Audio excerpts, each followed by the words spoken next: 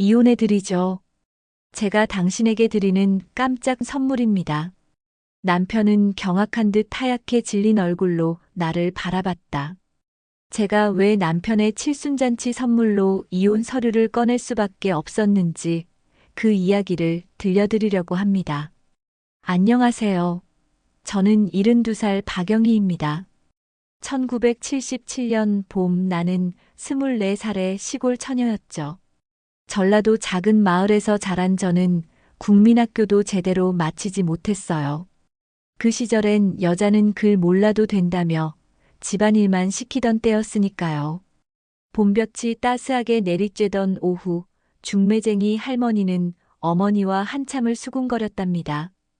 영희가 서울 공무원 시험 준비생과 연을 맺게 생겼어요. 영희의 손이 좀 큰 게 흠이지만 그 당시 시골에서는 손이 크다는 걸 살림을 해프게 한다고 봐서 시집가기 힘든 흠으로 여겼죠. 하지만 서울에 사는 공무원과 결혼한다는 것은 꿈만 같은 일이었고 동네 어른들은 촌년이 출세했네, 복받은 거지하며 부러워했어요. 나도 처음엔 서울에서 살게 된다는 것, 공무원 아내가 된다는 것에 설레고 기뻤어요. 하지만 그 꿈은 결혼식 날부터 깨지기 시작했습니다. 피로연에서 술에 취한 동식은 친구들 앞에서 나를 웃음거리로 삼았어요. 촌에서 데려온 각시 좀 봐라. 얼마나 순종적인지 몰라. 그날 밤은 술에 취해 잠든 남편 옆에서 혼자 울며 보냈어요. 꿈꿔왔던 신혼여행은 고사하고 신부 화장도 지우지 못한 채 밤을 지새웠으니까요. 그때는 몰랐어요. 그것이 앞으로 반세기 동안 이어질 고통의 시작이라는 것을. 서울 생활은 생각보다 훨씬 힘들었고 시어머니와 시동생 셋이 함께 사는 작은 집에서 나는 늘 무시당하고 사람 대접을 못 받았습니다. 우리 집에 망조가 들었나 보다. 나이도 많고 글도 제대로 못 읽는 여자를 며느리로 데려오다니. 시어머니는 매일같이 이런 말을 하며 나를 들볶았어요. 자고로 여자가 잘 들어와야 집안이 잘 된다는데 어쩌다가 저런 걸 들여서 내 아들이 고생이라는 소리도 입에 달고 살았죠. 남편은 술만 마시면 내가 술에 취해서 너 같은 걸 데려왔다며 당장 나가라는 말을 입에 달고 살았어요. 시장에서 야채 장사를 시작한 것도 그 때문이었어요. 시동생 3명, 홀시어머니, 남편까지 먹여 살려야 했는데 남편은 공무원 시험을 준비한다며 돈 한 푼 벌 생각조차 하지 않았으니까요. 매일 새벽 3시 반이면 일어나야 했어요. 당시엔 노량진 쪽에 새벽 도매시장들이 있었는데 그 추운 겨울에도 채소를 떼러 갔어요. 손이 얼고 갈라져서 피가 나도 장갑은 끼지 못했어요. 장갑을 끼면 돈 세고 물건 다룰 때 미끄럽다고 해서. 그렇게 번 돈으로 시동생들 학비와 남편의 공무원 시험 학원비도 됐어요. 내 옷 한 벌 못 사 입고 주변에서 얻어 입은 옷마저 찢어지면 꿰매 입으면서도 남편 양복은 꼭 사줬어요. 하루는 시장에서 12시간 내내 일하고 돌아왔는데 집에 들어서자 남편이 친구들을 데려와 술판을 벌이고 있으면서 나더러 술안주를 만들라고 하더군요. 몸이 천근만근인데도 아무 말 못하고 부엌에 서서 안주를 만들어 주었더니 이게 뭐야? 이딴 걸 사람 먹으라고 내놨어? 요리도 못하면서 뭐 하나 제대로 하는 게 없어. 남편이 고래고래 소리를 지르더니 내가 만든 안주를 바닥에 내팽개쳤어요. 그때 옆에 있던 친구 한 명이 놀란 듯 말렸어요. 야, 그래도 부인한테 그건 좀 아니지 않냐? 그러자 남편은 얼굴이 일그러지더니 더 크게 화를 내며 뭐, 내 마누라 일에 내가 왜 참견이야? 마음에 들면 내가 데려가 살든지. 나는 이혼할 거니까. 그 말은 정말 술만 마시면 매번 반복됐던 말이었죠. 이혼하자. 널 데려온 게 내 인생 최대 실수다. 촌년이랑 결혼하는 게 아니었는데. 입버릇처럼 꺼내던 그 말들을 반세기 동안 수없이 들어왔어요. 남편이 구청 공무원에 합격하고 얼마 지나지 않아 시어머니가 뇌졸중으로 쓰러지셨어요. 그 후유증으로 치매가 왔고 10년 동안 나는 시어머니를 간병했습니다. 밤에도 제대로 못 자고 대소변 받아내고 욕창 안 생기게 수시로 몸을 돌려드리고 그 고생은 말로 다 할 수 없어요. 그 긴 세월 동안 시동생들은 하나 둘 독립했고 아무도 시어머니를 돌보지 않았죠. 명절에 잠깐 얼굴만 비추고 가면서 형수님, 어머니는 어떠세요? 라고 물을 뿐이었고 시어머니가 돌아가신 후에도 형수님 고마워요. 그런 말 한마디 듣지 못했어요. 그뿐 아니라 명절이 돼도 제삿날이 돼도 시동생 셋 중 단 한 명도 그 뒤론 얼굴조차 비추지 않았죠. 세월이 흘러 우리 아들 준석이와 딸 미영이도 자라 독립했어요. 겉으로 보면 안정된 가정이었지만 나는 여전히 집안에서 무시당하는 존재였고 남편의 술버릇과 폭언은 여전했으며 남편이 정년 퇴직을 하고 집에 있게 되자 남편은 더 큰 골칫거리였어요. 하루 종일 집에 있게 된 남편은 이제 모든 시간을 나를 감시하고 지적하는 데 썼어요. 이게 무슨 밥이야? 된장국은 왜 이렇게 싱거워? 평생 해도 늘지가 않네. 아침부터 시작된 잔소리는 저녁까지 이어졌죠. 그렇게 남편이 정년 퇴직을 한 지도 어느덧 10년이 되어갔고 그 시간 동안 동식의 간섭과 통제는 점점 더 심해졌어요. 하루는 노인정에 다녀온 날이었죠. 그나마 어쩌다 한 번씩 나가는 노인정인데 거기서 만난 할머니들은 나처럼 고생하며 살아온 분들이라 서로 마음이 참 잘 통했죠. 그날은 이야기를 나누다 조금 늦게 들어왔는데 남편이 대뜸 화를 내며 이 시간까지 여자가 뭐하고 돌아다니는 거야? 노인정에 다녀왔어요. 늙은 것들끼리 모여서 쓸데없는 말이나 하고 넌 집에서 놀면서 뭐 하는 거야? 밥은 누가 해 먹으라고? 나보고 굶어 죽으란 말이야? 저녁 6시였어요. 내가 나가기 전 국이랑 밥까지 다 해놓고 갔는데도 제때 안 챙겼다고 난리를 피우는 거였죠. 그날 이후로 나는 노인정 가는 날도 줄이고 다른 바깥 약속도 거의 다 취소했어요. 마치 새장에 갇힌 새처럼 집안에만 있게 되었죠. 그런 생활이 이어지던 어느 날 동식의 행동이 조금씩 이상해지기 시작했어요. 핸드폰을 들여다보며 혼자 희죽희죽 웃거나 갑자기 향수를 뿌리고 옷에 유난히 신경 쓰고 나가 밤늦게 들어오는 일도 잦아졌죠. 예전엔 집 밖에 나가는 걸 귀찮아하던 사람이었는데 어느 순간부터는 동창회에 간다, 친구 만난다며 외출이 잦아졌고 들어올 땐 낯선 향수 냄새가 풍기기도 했어요. 그러던 어느 날 장을 보고 집에 들어왔는데 동식이 방 안에서 내 서랍을 뒤적이고 있는 걸 봤어요. 나를 보더니 화들짝 놀라며 손을 확 빼더군요. 뭐 하시는 거예요? 놀라서 묻자 동식은 어색하게 웃으며 그냥 내 물건을 찾고 있었어. 이상했다. 동식 물건은 늘 따로 있었으니까요. 그날 이후로도 내 물건들이 엉뚱한데 흩어져 있거나 서랍이 반쯤 열린 채로 흐트러져 있는 일이 자꾸 생겼어요. 며칠 뒤 서랍장을 정리하다가 충격적인 사실을 발견했어요. 내가 평생 소중히 간직해온 금 10돈 목걸이가 사라진 것이죠. 그건 단순한 목걸이가 아니었어요. 친정 어머니가 돌아가시기 한 달 전 병원 침대에서 내 손을 꼭 잡으시며 주셨던 마지막 선물이었거든요. 영희야, 엄마가 너한테 변변한 것 하나 못 해줘서 미안해. 잘 살아야 한다. 돈이 급할 때 이거라도 팔면 요긴하게 쓸 수 있을 거야. 그 말씀을 하시며 친정 어머니는 당신이 평생 아끼고 모아 마련해 간직하던 금목걸이를 내게 쥐어주셨죠.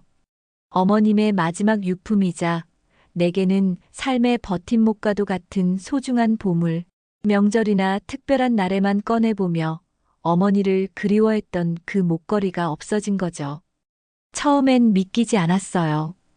온 집안을 몇 번이나 다 뒤져봤지만 소용없었는데 며칠 후 장을 보러 시장에 나갔다가 우연히 마주친 광경에 머릿속이 하얘지고 다리에 힘이 쭉 빠졌어요.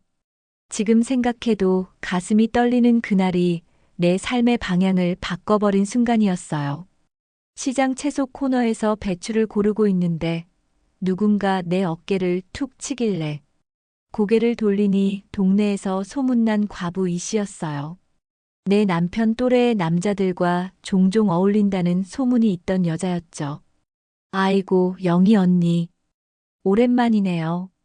그런데 내 눈길이 그녀의 목에 가서 멈췄어요. 거기엔 분명 내 금목걸이가. 금색 하트 모양 펜던트에 순금 체인 목걸이, 세상에 하나뿐인 내 목걸이였어요. 목걸이를 보는 순간 가슴이 미친 듯이 뛰기 시작했습니다.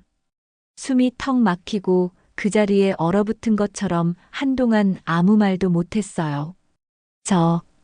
그 목걸이. 떨리는 목소리로 가까스로 물었죠. 과부는 놀란 듯 목걸이를 만지작거리더니 아, 이거요? 남자친구가 준 거예요. 하고는 태연하게 웃더군요. 그 말을 듣는 순간 온몸에 피가 거꾸로 치솟는 것 같았어요. 평생 참고 살았던 내가 그날은 달랐죠. 그거 내 목걸이예요. 당장 내놓으세요. 내 목소리가 시장 안에 울려 퍼졌고 주변 상인들과 손님들이 모두 우리를 쳐다봤어요. 이 씨는 당황한 듯 목걸이를 만지작거리며 한 발 물러서더니 뭐라고요? 이건 제 남자친구가 준 선물이라고요. 그거 내 거라고. 어디 갔나 했더니 내 목걸이 훔쳐서 너한테 줬구나. 당장 내놔. 손이 떨리고 눈물이 나려는 것을 꾹 참았어요. 평생 처음으로 내 목소리를 크게 내는 것 같았죠. 내가 왜 줘야 하지? 난 선물 받은 건데. 지금 당장 내놓지 않으면 경찰에 신고할 거야. 좋게 말할 때 내놓으라고. 주변에서는 수군거림이 커졌고 몇몇 시장 상인들이 모여들었어요. 이 씨는 잠깐 당황하더니 이내 비웃으며 왜 나한테 이래? 얼마나 못났으면 남편이 자기 마누라 목걸이를 훔쳐서 나한테 줬겠냐고. 남편 간수도 못하면서 뭘 잘했다고 난리야. 신고할 거면 당신 남편이나 신고해. 그 말에 생각할 겨를도 없이 손이 먼저 움직였고 주변 사람들의 시선도 아랑곳하지 않고 과부의 팔을 확 잡았어요. 당장 내놔. 아니 그럴 것 없이 지금 당장 나랑 경찰서 가자. 이 씨는 초조한 기색이 역력하더니 결국 목에서 목걸이를 확 빼서 내 앞에 던져버렸어요. 에이, 이딴 목걸이 누가 달래? 안 받겠다고 했는데도 계속 받아달라길래 받아준 거거든. 진짜 웃기네. 남편 하나도 못 잡고 나한테 왜 지랄이야? 이 씨의 그 적반하장에 어이가 없었지만 그래도 나는 그 목걸이를 손에 꼭 쥐었어요. 그제야 주변 상인 아주머니들이 다가와 나를 부축해주면서 준석 엄마 괜찮아? 얼굴이 하얗게 질렸네. 저 여자 남의 남편 꼬셔서 유부남한테 선물 받고 그러는 거 한두 번이 아니야. 뻔뻔하기는. 시장 안에서 한바탕 소동이 일어났지만 나는 그저 목걸이를 손에 꼭 쥐고 집으로 향했어요. 내게 그 목걸이가 얼마나 의미가 있는지 알 텐데 그 소중한 것을 남편이 훔쳐 외도녀에게 주었다니. 평생의 배신감이 나를 무너뜨렸습니다. 집에 돌아와 기다렸다. 남편이 들어오자마자 물었어요. 이 목걸이 당신이 이 과부한테 줬어요? 남편이 잠시 당황한 듯 하더니 이내 폭발했다. 뭐, 누가 그런 소리를 해? 쓸데없는 소리 집어치워. 오늘 시장에서 그 여자 만났어요. 왜 내 목걸이를 그 여자가 하고 있냐고요. 그 여자 말로는 당신이 줬다는데 어떻게 이럴 수가 있어요? 그래서 뭐, 그게 뭐 어쨌다고? 내 돈으로 산 거 아니야? 내가 뭘 하든 당신이 왜 이러는 거야? 그 순간 분노가 치밀어 올라와. 참고 또 참았던 내가 이번엔 도저히 참을 수 없어 소리쳤어요. 그게 왜 당신이 산 거예요? 어머니가 내게 주신 건데 당신이 무슨 권리로 그걸 그 여자한테 주냐고요? 남편은 그 말에 더 화를 내더니 술병을 집어 벽에 내던졌고 유리 조각이 사방으로 튀었지만 이번엔 겁나지 않았죠. 오히려 갈 때까지 가보자는 심정으로 그 사람을 뚫어져라 바라봤어요. 그러자 남편은 립스틱 자국이 묻은 셔츠를 벗으며 비웃으며 내가 평생 너 같은 시골 촌년이랑 살았다는 게 얼마나 쪽팔렸는지 알아? 데리고 살아줬더니 고마운 줄도 모르고 나가. 당신 같은 여편네랑 더는 못 살겠어. 내 집에서 당장 나가. 갈 데도 없는 주제에 어디서 감히. 너랑은 이혼이야. 그 말에 나도 맞받아쳤어요. 그래요. 이혼해요. 나도 당신 같은 남자랑은 더는 못 살겠어요. 당신 같은 인간이랑 50년이나 산 내가 진짜 미친년이지. 그렇게 말한 순간 남편은 눈이 뒤집혔고 욕설을 내뱉으며 달려들더니 주먹으로 나를 가차없이 내리쳤어요. 맞은 게 아픈 것보다 왜 그동안 이렇게 살았나. 지나온 날들이 억울하고 분하고 한심하게 느껴져. 그날 밤 딸 미영이에게 전화를 걸었어요. 집안 사정을 누구보다 잘 아는 아이니까 내 마음을 털어놓을 수 있는 유일한 사람이라 생각했죠. 하지만 딸의 반응은 예상과 달랐어요. 엄마, 아빠 원래 그런 사람이잖아요. 누가 아빠랑 계속 살라고 했어요? 엄마가 선택한 거잖아요. 이제 와서 나이 먹고 이혼은 무슨 이혼이에요? 그 말에 가슴이 찢어지는 듯 했어요. 내 딸마저 나를 이해하지 못하다니. 그건 너희들을 위해서였지. 아빠 없는 자식 만들기 싫어서. 떨리는 목소리로 말했지만 딸의 냉담한 말은 절 더 깊은 절망으로 밀어넣었어요. 그러면 그냥 계속 참고 살지. 이제 와서 엄마가 이혼하면 제가 시댁에서 뭐가 되겠어요? 나이 든 부모님이 이혼했다고 하면 시댁에서 우리 집을 어떻게 생각하겠냐고요. 나를 위한 걱정은 단 한마디도 없었다. 평생 참아온 엄마의 고통보다 자기 체면이 더 중요했던 것이다. 아들 준석이에게도 전화를 걸었지만 아들 역시 별반 다르지 않았다. 엄마, 증거라도 있어요? 아버지가 그런 짓을 했다는 거 솔직히 다들 안 믿을걸요. 그리고 엄마가 그 나이에 이혼하면 제가 공무원 사회에서 어떤 소리 들을지 아세요? 그 순간 깨달았다. 내가 희생하며 지켜온 이 가정이라는 게 결국은 나 혼자만 지키고 있었던 거라는 걸. 아이들도 결국은 자기들 체면만 생각하고 있더군요. 평생 자식들을 위해라며 내 인생을 바쳐왔지만 정작 자식들은 단 한 번도 내 행복을 생각해 준 적이 없었고 아무도 내 편이 아니었어요. 가족이라고 믿었던 사람들이 모두 나를 외면하니 그날 세상에 나 혼자 남겨진 기분이었어요. 답답한 마음에 다음 날 노인정에 나갔는데 평소처럼 앉아 있으려 했지만 이상하게도 아무 말도 나오질 않았어요. 그냥 앉아만 있는데 눈물이 또르르 흘러내리더군요. 그 모습을 본 박할머니가 다가와 조용히 내 손을 잡아주었어요. 그 따뜻한 손길에 참았던 말들이 하나 둘 쏟아졌죠. 박할머니는 내 이야기를 끝까지 듣고는 말없이 내 손을 꼭 잡고는 조용히 말했어요. 영희 씨, 우리 나이에도 새 삶을 살 수 있어요. 내 친구도 65에 이혼했는데 지금은 자기 하고 싶은 거 다 하면서 오히려 더 행복하게 살고 있어요. 그리고는 작은 메모지를 건네주셨다. 이 사람 내 조카인데 변호사예요. 한번 상담해봐요. 국선 변호사라 무료로 도와줘요.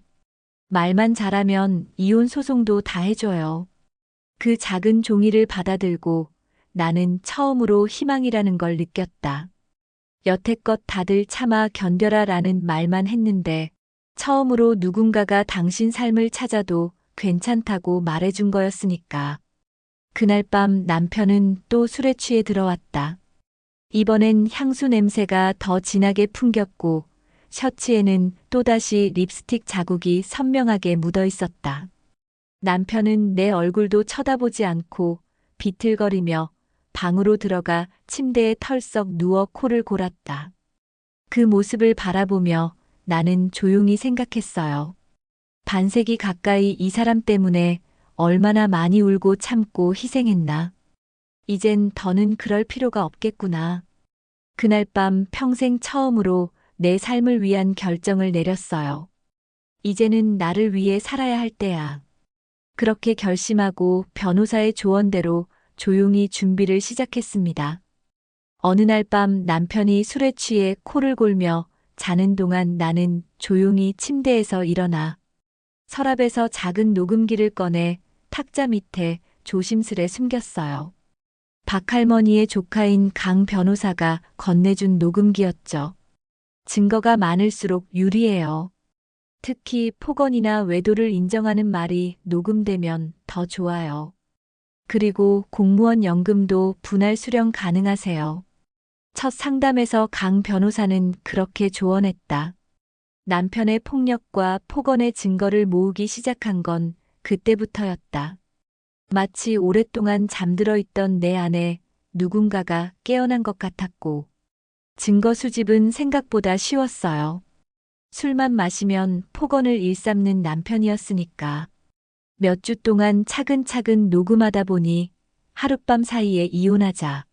너 같은 총것이란 말만 10번도 넘게 녹음됐어요. 어느 날은 이 씨와 통화하는 남편의 목소리까지 그대로 녹음됐다. 그래, 곧 정리할 거야. 조금만 기다려줘. 내가 저 무식한 여편네랑 곧 이혼할 생각이니까. 그 말을 듣는 순간 마지막 망설임마저 사라졌죠. 결심을 굳히고 나니 가장 먼저 떠오른 사람은 시장에서 반찬 가게를 오래 해온 친구 순자였어요. 몇 안 되는 제 속을 털어놓을 수 있는 사람이고 수십 년간 장사하면서 같이 울고 웃던 사람이었으니까요. 그날 저녁 순자의 가게를 찾아가 모든 이야기를 털어놓았어요. 영희야, 이제라도 내 인생 찾아야지. 너무 늦었다고 생각하지 마. 순자는 내 손을 꼭 잡고는 뜻밖의 제안을 꺼냈어요. 내 가게 크진 않지만 자리는 충분해. 우리 같이 장사하자. 너 요리 솜씨 좋잖아. 내 경상도 음식, 내 전라도 음식 둘 다 팔면 장사 잘 될 거야. 그렇게 우리는 함께 일할 계획을 세우기 시작했어요. 가게 한쪽에 내 코너를 따로 만들기로 했고 메뉴도 바로 정해졌다. 내 고향 전라도식 김치와 장아찌, 순자의 경상도식 젓갈과 나물.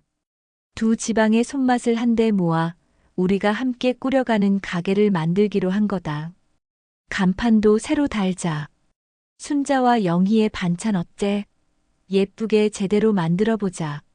순자의 그 말에 처음으로 내 이름이 간판에 걸린다는 생각에 가슴이 뛰었다. 평생 남의 그늘에 가려 살았는데 이제는 내 이름으로 무언가를 시작하게 된다는 게 믿기지 않았다. 순자와는 가게의 인테리어며 간판 주문까지 구체적인 이야기를 나누기 시작했고 가게 준비가 진짜로 현실이 되려 하자 나도 점점 긴장이 되었어요. 무엇보다 남편 눈을 피해 조용히 준비하는 일이 쉽지 않았으니까. 준비하는 동안 한 번의 위기도 있었죠. 남편이 내 핸드폰을 보다가 강 변호사 번호를 발견했지 뭐예요. 이 번호 누구야? 왜 변호사 번호가 있어? 순간 가슴이 철렁했지만 침착하게 대답했어요. 노인정에서 무료 법률 상담한다기에 혹시 몰라 받아둔 거예요. 요즘 노인 상대로 사기가 많잖아요.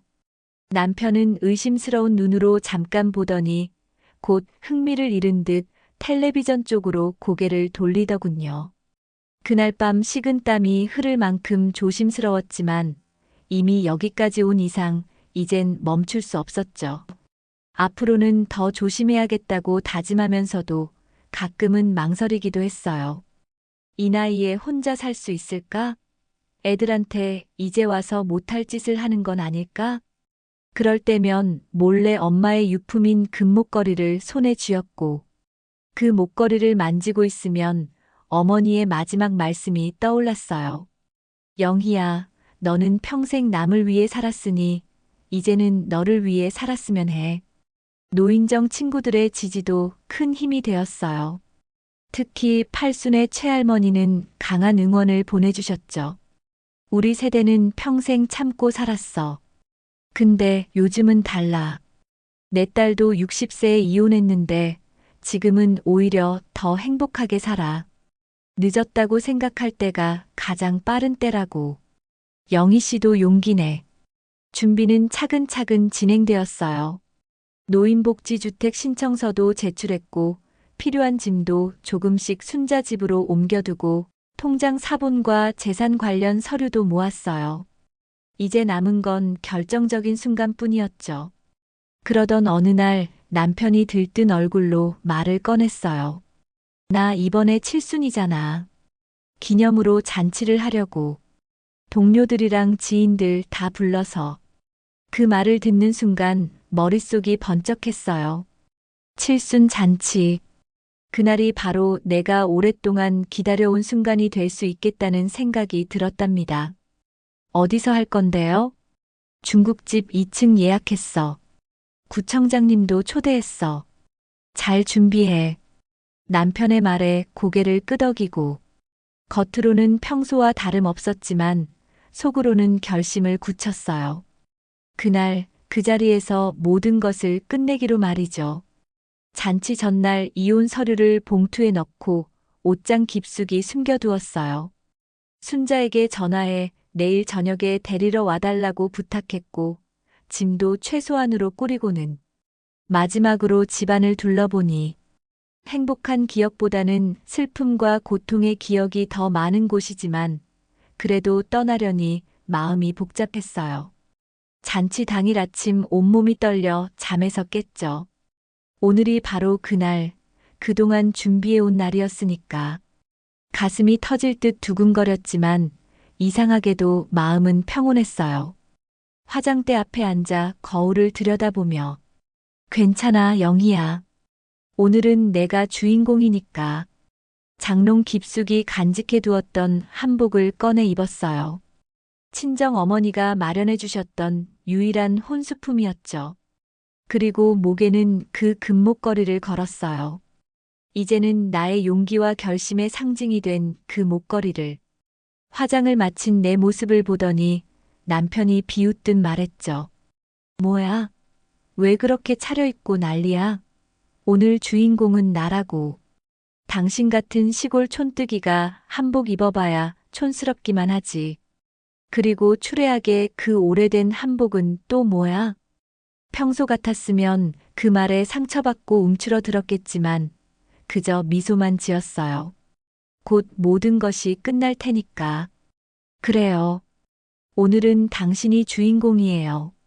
오늘 당신의 평생 소원이 꼭 이루어지길 바래요. 중식당 2층 연회장에 들어서자. 현수막에는 최동식 선생 칠순 축하라고 크게 적혀 있었고 여기저기 풍선과 꽃으로 장식되어 있더군요. 이미 많은 손님들이 와 있었죠. 남편의 옛 동료들, 친구들, 지인들 모두가 남편을 축하해 주러 왔고 아들 준석이와 딸 미영이도 각자의 배우자와 함께 왔고 손주들도 할아버지를 축하하기 위해 모였어요. 문득 눈에 익은 얼굴이 보였죠. 그 과부 이 씨였어요. 화려한 꽃무늬 원피스를 입고 떡하니 앉아 있더군요. 그 모습을 보는 순간 속이 묘하게 시원해졌어요. 그래, 잘 왔어. 내 무덤을 내가 파는구나. 나는 조용히 모든 것을 지켜보았어요. 남편은 마치 왕처럼 모든 축하를 받으며 즐거워했죠. 이리저리 다니며 잔을 기울이고 웃고 떠들더군요. 나를 본체만체 하면서 저 사람이 집에서는 얼마나 다른 모습인지 이 사람들은 아무도 모르겠지. 잔치가 절정에 이르렀을 때 사회자가 마이크를 들더니 자, 이제 케이크 커팅 시간입니다. 사모님 앞으로 나와주세요. 무릎이 아파 절뚝이며 앞으로 나갔어요. 관절통이 심했지만 그날만큼은 통증도 무시한 채 당당히 걸어가니 평생 처음으로 내 걸음에 힘이 실린 듯 느껴졌어요. 케이크 앞에 서자 남편이 으쓱한 표정으로 다가오더니 평소와 다른 내 모습이 불편한지 눈살을 찌푸리고 있었어요. 이제 사모님께서도 축하 말씀 한마디 해주시겠습니다. 마이크를 받는 순간 온몸에 전율이 흘렀고 깊은 심호흡을 한 후 말했죠. 여러분, 오늘 이 자리에 와주셔서 감사합니다. 연회장이 조용해졌고 모든 시선이 나에게 쏠렸을 때 손주가 할머니 화이팅하고 작게 외치는 소리에 용기를 얻어 말했어요. 남편의 칠순을 축하해 주시러 이렇게 많이 와주셨네요. 정말 고맙습니다. 잠시 숨을 고르고 남편을 바라보았어요. 평생 나를 무시하고 폭언을 일삼고 폭력을 휘둘렀던 그 사람. 이제는 늙어버린 그 얼굴이 낯설게 느껴지네요. 오늘 당신의 칠순을 진심으로 축하드립니다. 당신은 반세기 동안 술만 마시면 늘 그랬죠. 이혼하자, 이혼하자, 촌년인 너를 나나되니까 데리고 살아준 거라고. 그래서 그랬던 걸까요? 서랍에서 제 어머니의 유품인 금목걸이를 훔쳐다 저 이 씨한테 주셨다면서요? 같이 살자고 하면서요. 저랑은 금방 이혼할 거라고 그렇게 말했지요. 연회장의 공기가 순식간에 얼어붙었고 사람들의 얼굴이 하나둘 놀라움으로 변해갔어요. 좋아요.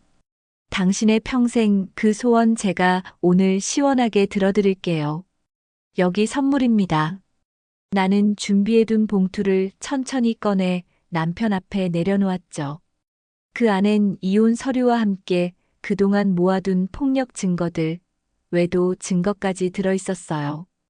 이혼해드리죠. 제가 당신에게 드리는 깜짝 칠순 선물입니다. 내 목소리가 연회장에 울려 퍼지자 사람들의 얼굴이 하나둘 놀라움으로 입이 벌어졌고 남편은 경악한 듯 하얗게 질린 얼굴로 나를 바라봤어요. 주변에서는 놀란 숨소리와 수군거림이 터져 나왔지만 나는 아무렇지도 않았다.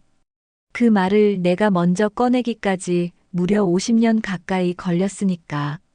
남편 얼굴은 곧 울그락불그락 변하기 시작했고 이 씨는 놀란 듯 자리에서 벌떡 일어나 얼굴이 창백해진 채 출구 쪽으로 허겁지겁 달아났어요. 그녀의 눈에서 읽은 당혹감과 수치심이 어쩐지 내게 묘한 쾌감을 주었죠. 그때 남편이 소리쳤어요. 이 미친 여자가 무슨 헛소리를 하는 거야. 남편이 벌떡 일어나 내게 다가오려 했지만 주변 사람들이 말렸어요. 구청장님도 당황한 기색이 역력했죠. 그때 딸 미영이가 다급하게 달려와 내 팔을 끌어당겼어요. 엄마, 이게 무슨 짓이에요? 아빠 칠순 생일날 이런 망신을 주시면 어떡해요? 사람들이 다 보고 있잖아요. 뒤이어 아들 준석이도 다가왔죠. 표정은 굳어 있었고 입술을 꾹 다문 채 한참을 말없이 나를 바라보다가 결국 한마디 뱉었어요. 엄마, 진짜 이렇게까지 할 줄은 몰랐어요. 그래도 이제 엄마의 선택을 존중할게요. 그 말은 책망도 아니고 완전한 이해도 아닌 복잡한 인정의 표현이었죠. 나는 조용히 아이들의 손을 뿌리치고 말했어요. 미안하다. 하지만 이건 내 인생이야. 내가 참고 살았던 건 다 너희들 때문이었는데 결국 너희는 그렇게 생각하지 않더라. 그래서 이제는 나를 위해 살아보려고 해. 그리고 남편을 향해 또박또박 한마디 덧붙였어요. 당신의 평생 소원인 이혼해드릴게요. 그러니 저 여자랑 당신 뜻대로 마음껏 살면 되겠네요. 그 순간 남편은 얼굴이 일그러지더니 화를 주체하지 못했죠. 주변 사람들의 시선이 모두 그에게 쏠렸어요. 평소 점잖고 모범적인 사람으로 알려졌던 남편, 그 민낯이 드러나는 순간이었어요. 그때 노인정에서 함께 온 박할머니와 친구들이 자리에서 일어나 박수를 쳐주었죠. 그 순간 마치 무대 위의 주인공이 된 기분이었어요. 평생 처음으로 누군가가 나를 응원해주는 것 같아서 가슴이 벅차올랐어요. 손주들이 울면서 나를 붙잡았죠. 할머니, 가지 마세요. 눈에 눈물이 고인 손주들을 보니 마음이 아팠지만 건강하게 잘 지내. 나중에 보자. 손주의 머리를 쓰다듬으며 짧게 인사했어요. 더 많은 말을 하고 싶었지만 목이 메어 그럴 수가 없었죠. 그저 아이들을 한 번 더 꼭 안아주었어요. 그리고 조용히 연회장을 빠져나왔답니다. 마지막으로 돌아보니 남편은 얼굴을 두 손으로 감싸고 있었어요. 바깥에는 순자가 차를 세워두고 기다리고 있었는데 순자의 얼굴을 보자마자 그동안 꾹 참았던 눈물이 흘러내렸어요. 순자는 아무 말 없이 내 손을 잡아주었죠. 순자의 집으로 향하는 길, 창밖으로 지나가는 풍경이 낯설게 느껴졌고 마치 새로운 세상을 보는 것 같았어요. 몇십 년 동안 남편의 그늘 아래 살았던 내가 이제 그 그늘에서 벗어나 처음으로 햇빛을 보는 기분이었죠. 차창에 비친 내 얼굴에 오랜만에 작은 미소가 번졌는데 그건 반세기 동안 잃었던 24살 시절 시골 처녀 박영희의 미소였어요. 순자의 집에 도착한 그날 밤 이상한 기분이 들었어요. 남편의 코 고는 소리, 술 냄새, 화장실 문 여닫는 소리. 반세기 동안 익숙했던 모든 소음이 사라진 고요함이 오히려 낯설게 느껴졌죠. 내가 정말 옳은 선택을 한 걸까? 이 나이에 혼자 살아갈 수 있을까? 어느새 창밖으로 새벽이 밝아오고 있었어요. 놀랍게도 잠깐 잠든 사이에 벌써 아침이 된 거죠. 아침 식사를 준비하려고 부엌에 나가니 순자가 이미 밥상을 차려놓고 있었어요. 어머, 내가 해야 하는데. 이제 좀 쉬어. 평생 남밥 차려주다 이제 좀 대접받을 때도 됐잖아. 그 말에 갑자기 눈물이 났고 밥상 앞에 앉아 된장찌개를 한 숟가락 떠먹는데 가슴이 뭉클해졌죠. 아침 뉴스를 보는데 전화가 울렸어요. 딸 미영이가 엄마, 지금 어디예요? 당장 집으로 돌아오세요. 아빠가 완전히 돌아버렸어요. 술 마시고 집안 물건 다 부수고 사진첩도 찍고 내가 말렸더니 날 밀치기까지 했다고요. 지금 당장 엄마 데려오라고 가만두지 않겠다고 난리예요. 미영의 목소리가 떨렸죠. 순간 가슴이 철렁 내려앉았지만 곧 마음을 다잡고 말했어요. 엄마는 이제 그 집에 돌아가지 않아. 아버지 진정시키고 내일 강 변호사 만나서 함께 이야기하자. 변호사라고요? 정말 이혼할 생각이에요, 엄마. 그 나이에 무슨 이혼이에요? 살 날이 얼마나 남았다고 이제 와서 이러시냐고요. 엄마 때문에 동네 방네 소문나서 얼굴을 들고 다닐 수가 없어요. 미영의 말에 가슴이 아팠지만 그렇다고 달라질 건 없었죠. 이런 전화할 거면 전화하지 마라. 너도 한 아이의 부모면서 엄마 마음은 하나도 모르는구나. 앞으로 할 말 있으면 변호사 통해서 해. 전화를 끊고 나니 다리가 후들거렸어요. 아무리 결심했다고 해도 자식에게 상처 주는 건 괴로운 일이었죠. 그날 오전 강 변호사를 만나서 내가 모아둔 증거들, 남편의 폭언 녹음, 외도 증거, 폭력 사진을 보여주며 이혼 절차를 시작했어요. 박영희님, 증거가 충분합니다. 특히 외도가 확실하니 유리해요. 재산 분할도 당연히 요구할 수 있고요. 공무원 연금도 분할 수급 요청할 수 있습니다. 변호사의 말에 안도했다. 평생 시장에서 번 돈으로 생활비를 댔으니 재산의 절반은 당연히 내 몫이라고 했다. 절차도 생각보다 순조롭게 진행됐다. 그렇게 서류 작업을 마치고 일어나려는데 강 변호사가 갑자기 목소리를 낮추더니 그런데 한 가지 더 말씀드릴 게 있어요. 변호사가 머뭇거리더니 말을 이었어요. 소문에 의하면 이 씨가 남편분의 연금을 노리고 접근했다고 해요. 은퇴 공무원 연금 노리고 접근하는 사람들이 있거든요. 순간 속이 부글부글 끓었죠. 내가 평생 고생해서 번 돈으로 남편이 승진하도록 도왔는데 그 연금을 과부가 노렸다니. 강 변호사가 조용히 말을 덧붙였어요. 박영희님, 이혼하셔도 혼인 기간 동안의 연금 수급권이 있으세요. 특히 박영희님처럼 혼인 기간이 50년에 가까우면 기여도가 매우 높다고 인정받을 수 있어요. 많은 분들이 이혼하면 연금도 못 받는다고 오해하시는데 그렇지 않습니다. 법적으로 당연한 권리니까 절대 포기하지 마세요. 제가 끝까지 도와드리겠습니다. 강 변호사의 마지막 말에 조금은 마음이 놓였어요. 상담을 마치고 그 길로 노인정에 갔는데 입구에 박할머니와 최할머니가 조용히 서 계셨죠. 박할머니는 내 손을 꼭 쥐며 조용히 물으셨어요. 앞으로 어떻게 지낼 생각이야? 차를 한 모금 마시고 조심스레 대답했어요. 순자의 반찬 가게에서 같이 일하기로 했어요. 곧 순자와 영희의 반찬으로 간판도 바꿀 예정이고요. 제 전라도식 김치도 함께 팔기로 했어요. 그래, 잘 생각했어. 준석이 엄마 김치 맛은 내가 보증하지. 김할머니가 고개를 끄덕이며 호응해 주셨어요. 할머니들은 말이 많지 않았지만 그 조용한 눈빛과 고개 끄덕임에서 서로의 마음을 알아주는 깊은 위로가 느껴졌죠. 이혼 과정은 험난했어요. 처음에는 협의 이혼으로 끝내고 싶었죠. 변호사 비용도 아끼고 증거도 충분하니 시간도 덜 걸릴 줄 알았는데 남편은 대화 자체를 거부했어요. 감히 이혼을 요구해? 내 체면은 생각 안 해? 내 돈으로 산 집, 내 연금인데. 뭘 달라는 거야?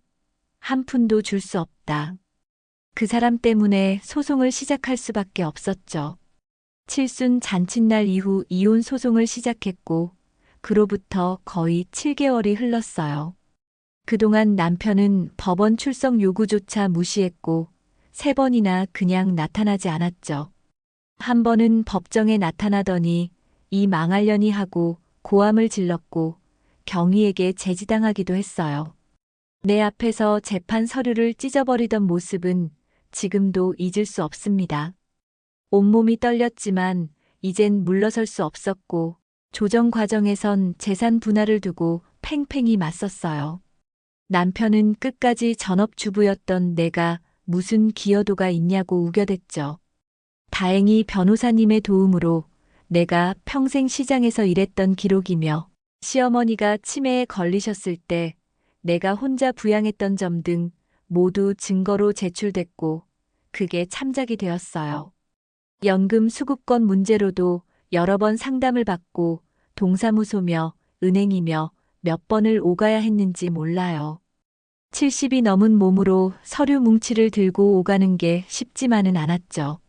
하지만 이건 그저 이혼이 아니라 내 인생을 찾기 위한 싸움이었습니다. 그 사이 자식들과의 마찰도 여러 차례 있었고 남편의 술주정과 난동도 몇 번 있었어요. 가끔은 흔들리고 가끔은 후회도 들었지만 그래도 마음은 한 걸음씩 제자리를 찾아간다고 생각했어요. 그렇게 싸우고 참고 버티고 결국 오늘 그 시간이 오고야 말았어요. 이혼 소송이 마무리되는 날이요. 법원 복도에 앉아 있는데 아들 준석이가 다가왔어요. 예전엔 늘 아버지 편이던 아이라 갑작스레 찾아온 게 조금 의외였는데 엄마 아빠가 잘못했다고 해요. 이혼하지 말고 다시 돌아와 달래요. 잠시 마음이 흔들리나 싶었지만 이내 물었죠. 그래, 뭐가 그렇게 달라졌는데?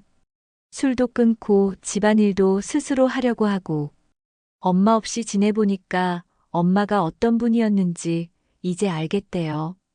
그 말을 듣는데 참 가슴이 아프더라. 이제 와서 그런 말을 듣게 될 줄은 몰랐으니까.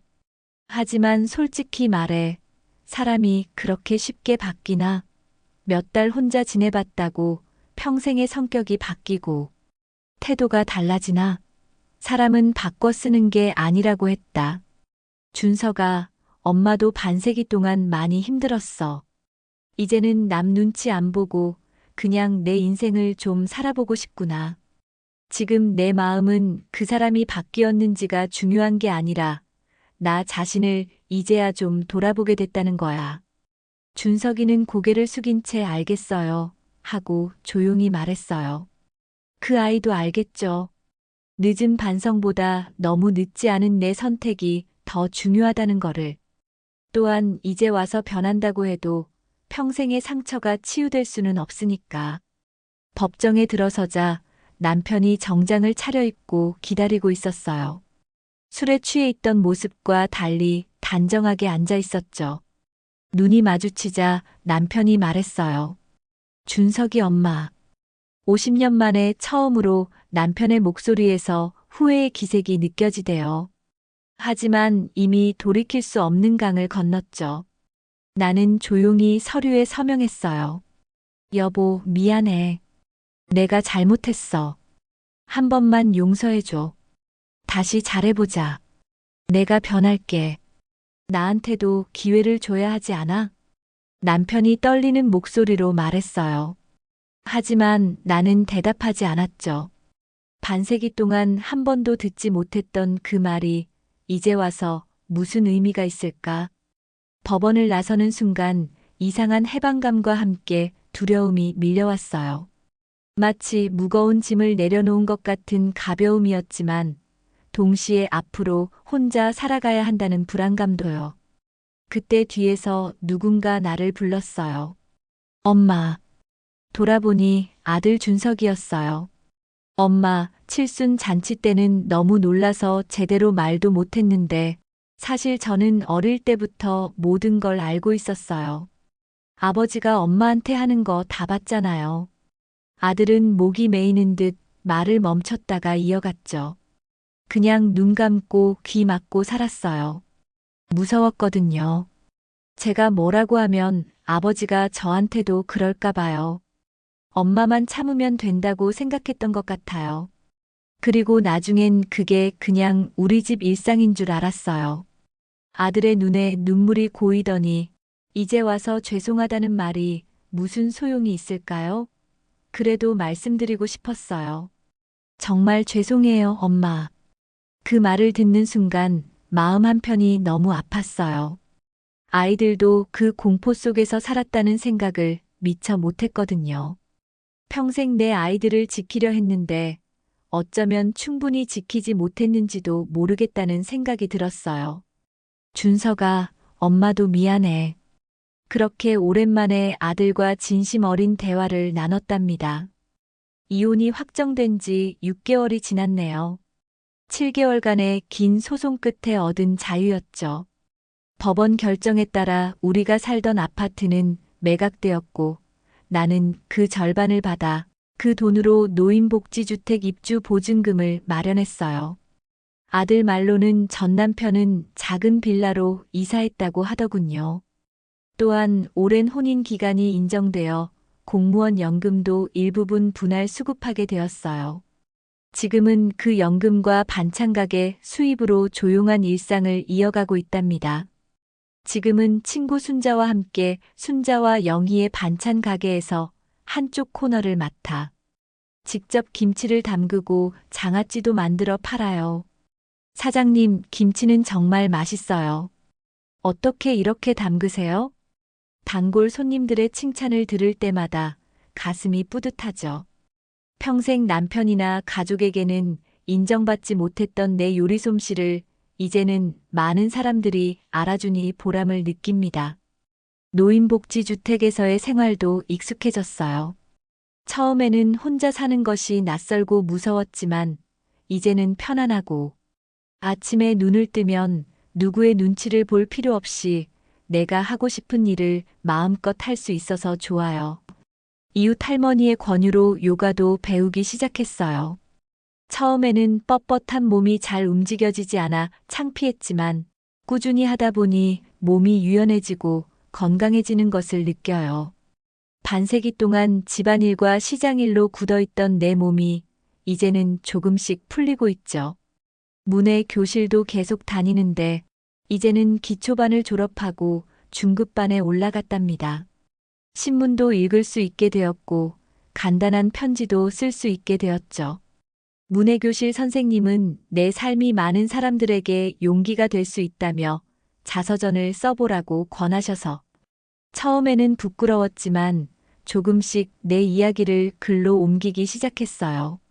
시골에서의 어린 시절부터 결혼, 시어머니 수발, 그리고 이혼까지 내 인생을 되돌아보니 참 많은 우여곡절이 있었다는 것을 깨달았죠. 무엇보다 가장 좋은 것은 밤에 누군가의 술주정 소리에 떨지 않고 편히 잠들 수 있다는 것이었습니다. 반세기 동안 남편이 술에 취해 들어올까봐 잠들지 못했던 밤들이 얼마나 많았는지 모르거든요. 이제는 그런 두려움 없이 편안하게 잘 수 있어서 정말 행복해요. 딸 미영이와는 여전히 사이가 서먹해서 이혼 후 연락이 거의 끊겼어요. 하지만 아들 준석이는 법원 앞에서의 그 고백 이후 한 달에 한두 번씩 찾아오기도 하고 전화도 하며 지내고 있어요. 그런 아들이 손주들과 함께 반찬 가게에 찾아왔어요. 할머니, 아이들이 뛰어와 나를 안아주니 너무 반가워 눈물이 났어요. 마침 순자가 계산대에 있었기에 나는 아들과 손주들과 잠시 가게 밖으로 나와 이야기를 나눌 수 있었죠. 엄마, 반찬 가게가 잘 되는 것 같네요. 건강해 보여서 다행이에요. 할머니, 정말 보고 싶었어요. 할머니가 만든 김치 먹고 싶었어요. 손주들의 순수한 마음이 전해져 가슴이 뭉클했고 내가 만든 음식을 그리워하는 이 아이들의 모습에서 진정한 가족의 의미를 느꼈답니다. 아들과 손주들이 돌아간 후 문해 교실에 갔어요. 오늘은 특별한 날이거든요. 내가 쓴 짧은 자서전을 발표하는 날이었으니까. 저는 박영희입니다. 올해 72살이 되었습니다. 제 인생은 늦게 시작되었지만 지금이 가장 행복합니다. 떨리는 목소리로 발표를 시작했어요. 같은 반 할머니들이 박수를 쳐주셨다. 그분들도 나와 비슷한 인생을 사신 분들이 많았기에 내 이야기에 고개를 끄덕이며 공감해 주셨죠. 발표 후 선생님은 내 자서전을 더 많은 사람들과 나누면 같은 상황에 있는 할머니들에게 용기가 될 것이라고 말씀해 주셨어요. 처음에는 부끄러웠지만 생각해 보니 그것도 좋을 것 같았죠. 내 이야기가 다른 누군가에게 위로와 용기가 된다면 그것만으로도 의미 있는 일이 아닐까? 집에 도착해 문을 열기 전 문득 하늘을 올려다봤는데 맑은 하늘의 별들이 반짝이고 있었어요. 별빛 아래 서서 생각했습니다. 아직 내게는 많은 시간이 남아 있어. 이제부터 진짜 내 인생을 살아갈 거야. 이제 나는 매일 아침 거울을 보며 스스로에게 말한다. 오늘도 박영희로 살아가는 하루가 시작되었어. 누구의 아내도 누구의 어머니도 아닌 그저 나로서 살아가는 하루. 꽃은 제때 피지 않아도 괜찮다. 늦게 피어도 향기는 똑같이 아름답다. 내 인생도 그랬다. 72살에 핀 꽃이지만 지금이 가장 아름답다. 이야기 들어주셔서 감사합니다.